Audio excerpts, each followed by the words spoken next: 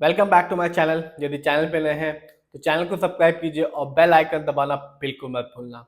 ये वीडियो सिर्फ और सिर्फ एजुकेशनल पर्पज है, ना हम खरीदने की सलाह देते हो ना ही बेचने की। आज हम बात करने वाले हैं 29 जुलाई 2025 के कुछ टॉप गिने स्टॉक के बारे में। सबसे पहले आती है कंपनी जिसका नाम है टीम इंडिया ग्रेन्युटी। बात की जाए इस कंपनी के बारे में तो company non banking financial company है, यानी कि लोन्स प्रोवाइड करती है। और आज के दिन यानी कि 29 जुलाई 2025 को इस कंपनी का शेयर प्राइस है 285 रुपीज 35 पैसे। और आज इस कंपनी ने अपने शेयर होल्डर्स को 18.26% का रिटर्न निकाल कर दिया। जी हाँ, एक दिन में 18% का रिटर्न निकाल कर दिया और अपने शेयर होल्डर्स को माला माल किया। बात की जाए और देखा जाए 7 दिनों को तो यहाँ भी इस कंपनी ने अपने शेयर होल्डर्स का भरोसा जीता और 7 दिन में इस कंपनी ने अपने शेयर होल्डर्स को 48% का रिटर्न निकाल कर दिया। यानी कि 7 दिन पहले इस कंपनी का शेयर प्राइस था 194 रुपीज। बात की जाए 3 महीने की तो यहाँ भी इस कंपनी ने अपने शेयर होल्डर्स को रिटर्न देना जारी रखा और रिटर्न के तौर पर दिया 77% का रिटर्न। यानी कि आज से ठीक 3 महीने पहले इस कंपनी का शेयर प्राइस था 174 रुपीज। बात की जाए लॉन्ग टर्म की यानी कि 1 साल की तो यहाँ भी इस कंपनी ने अपने शेयर होल्डर्स को रिटर्न दिया और 1 साल में इस कंपनी ने अपने शेयर होल्डर्स को 121% का रिटर्न निकाल के दिया। यानी कि आज से ठीक 1 साल पहले इस कंपनी का शेयर प्राइस था 130 रुपीज। बात की जाए 5 साल की तो यहाँ इस कंपनी ने अपने शेयर होल्डर्स को माला माल कर दिया। 5 साल में इस कंपनी ने अपने शेयर होल्डर्स को 1147% का रिटर्न निकाल के दिया।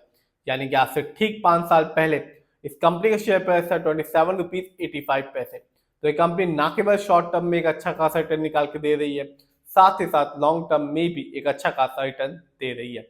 बात की जाए और देखा जाए इस कंपनी के स्टॉक के परफॉर्मेंस को, यदि हम 1 साल देखें तो 1 साल में इस कंपनी का स्टॉक सबसे हाई गया 289 रुपीज 55 पैसे, जबकि 1 साल में इस कंपनी का लो शेयर प्राइस था 111 रुपीज 80 पैसे।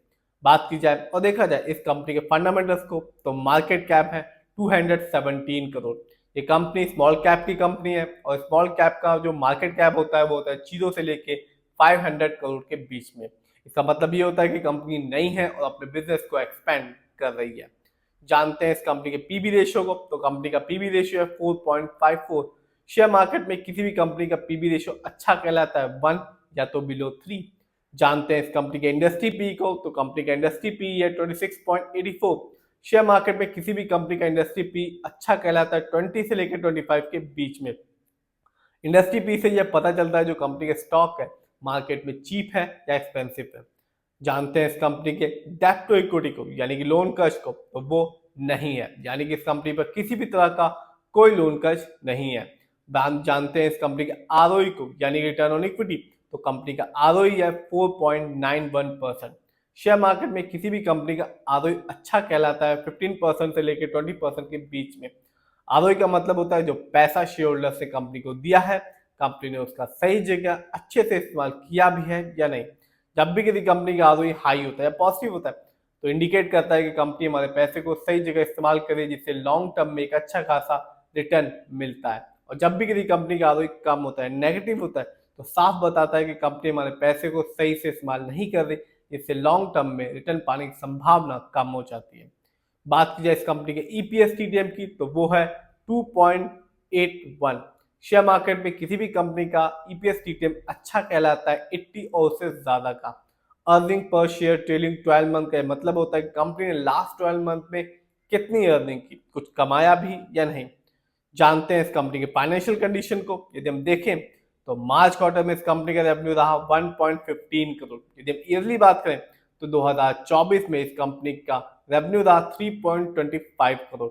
जानते हैं इस कंपनी के प्रॉफिट को, तो मार्च क्वार्टर में इस कंपनी का प्रॉफिट रहा 0.72 करोड़, जबकि ईयरली देखें तो 2024 में इस कंपनी का प्रॉफिट रहा 1.79 करोड़। जानते हैं इस कंपनी के नेटवर्थ को, तो कंपनी ने 2024 में नेटवर्थ के मामले में अर्न किया 45.43 करोड़। बात की जाए और देखा जाए इस कंपनी के शेयर होल्डिंग पैटर्न को, तो प्रमोटर यानी कि इस कंपनी के ओनर्स का पैसा अपनी ही कंपनी में सबसे ज्यादा लगा हुआ है, जो कि एक अच्छी बात होती है। प्रमोटर की होल्डिंग है 74.92% की, जबकि दूसरे नंबर पर आता है रिटेल्स एंड अदर यानी कि हम लोग का पैसा इस कंपनी में लगा हुआ है 23.11% का, जबकि तीसरे नंबर पर आता है एफआईआई जिनका पैसा इस कंपनी में लगा हुआ है 1.92% का। तो कंपनी ना केवल शॉर्ट टर्म में एक अच्छा खासा रिटर्न निकाल के दे रही है, साथ ही साथ लॉन्ग टर्म में भी अपने शेयर होल्डर्स को मालामाल कर रही है। फिर भी जिस भी कंपनी के शेयर में इन्वेस्ट करें, खुद रिसर्च करें, एनालाइज करें, अपने फाइनेंशियल एडवाइजर की राय लें।